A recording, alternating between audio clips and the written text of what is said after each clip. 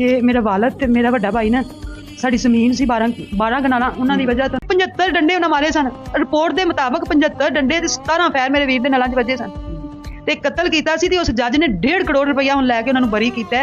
1 ਸਾਲ ਬਾਅਦ ਅਪੀਲ ਤੇ ਅੱਜ ਤੱਕ ਕਿਤੇ ਸੁਣਿਆ। अस्सलामु अलैकुम। अज मैं तुहाडे नाल एक ऐसा दिल खराश वाक़या शेयर करन लगा कि जिहदे विच एक सगा शौहर आदमी जिहड़ा 35 लाख रुपये दे लालच दे विच अपनी बीवी नूं मरवा दिंदा। एक बहुत ही दिल खराश वाक़या आ कि इंसान वेखदा नहीं कि वो बीवी जिहड़ी उहदी जिंदगी दा साथी आ और पैसों के लालच दे विच आके ते वेखदा नहीं कि ये मेरी बीवी या साथी आ, बस उन्होंने सिर्फ पैसे ही पैसे नज़र आ रहे हैं। बीवी का रिश्ता वो भी भुल गया। उसकी मुकम्मल तफसीलात कि यह वाक़या कित्थों दा कदों पेश आया अज की इस वीडियो दे विच मैं तुहाडे नाल शेयर करांगा। ये वाक़या जिहड़ा शेखपुरा की तहसील आ फिरोजवाला, उत्थे एक पिंड आ लबान वाला, उत्थे दा यह वाक़या कुछ 6-7 दिन पहलों का यह वाक़या आ। उत्थे एक फैमिली रहिंदी आ, उस फैमिली का कोई 1.5 किला जमीन सी, उहदा झगड़ा सी चल रहा। सोशल मीडिया ते शफकत बीबी जिहड़ी इस केस का अज मौजू आ, जिहड़ी शौहर दे हथों 35 लाख रुपए दे इवज मारी गई आ। शौहर का नाम आ बाबर। शफकत बीबी दी भैन और मां का इंटरव्यू सी जिहड़ा वो चल रहा सी, मैं देख रहा सी। उहदे विच वो दस रही सी कि 1.5 किला सी साडा जमीन दा।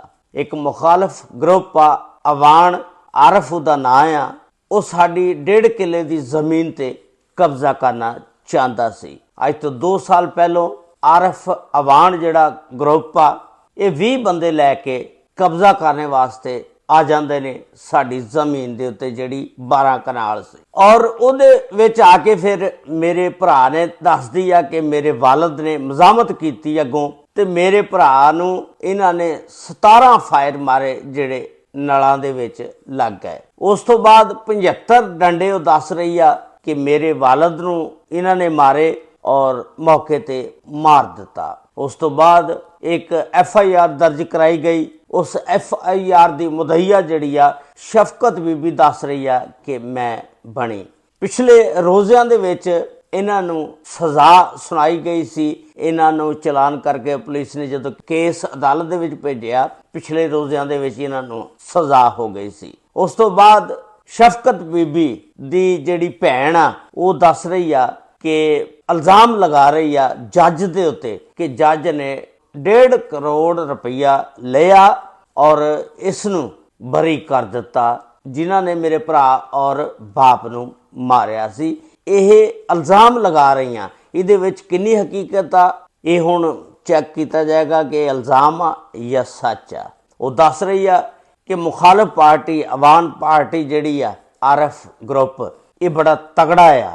ते जदों मेरी भैन जिहड़ी आ शफकत बीबी जिहड़ी बाबर दी बीवी आ वो इस केस की मुदईया सी, जदों वो पिछे नहीं सी हट रही, उन्होंने आरफ ग्रुप जिहड़ा आ उन्होंने बाबर दे नाल राबता किया और बाबर नूं कहा कि तू अपनी बीवी नूं कह पिछे हट जा इस केस तो, इहदी मुदईया ना बन ते इहदी पैरवी ना कर। लेकिन शफकत बीबी कहन लगी कि जो कुछ मर्जी हो जाए मैं इसकी पैरवी कर रही हाँ और इन्हां नूं मंतकी इंजाम तक पहुँचाना।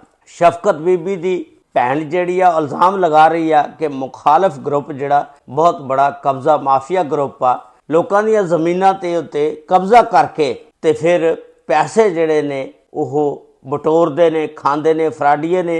इस तरह वो दस रही है कि बाबर जिहड़ा एक वो भी फराडिया किस्म का आदमी आ और अपनी दिहाड़ी लाने दे चक्कर च रहिंदा।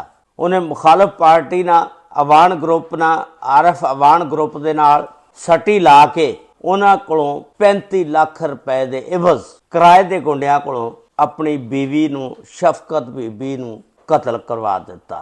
शफकत बीबी दी भैन दा इंटरव्यू वो कह रही सी कि मैं अगे मरियम नवाज साहिबा दियां टिकटॉकां बड़े शौक नाल देखदी सी।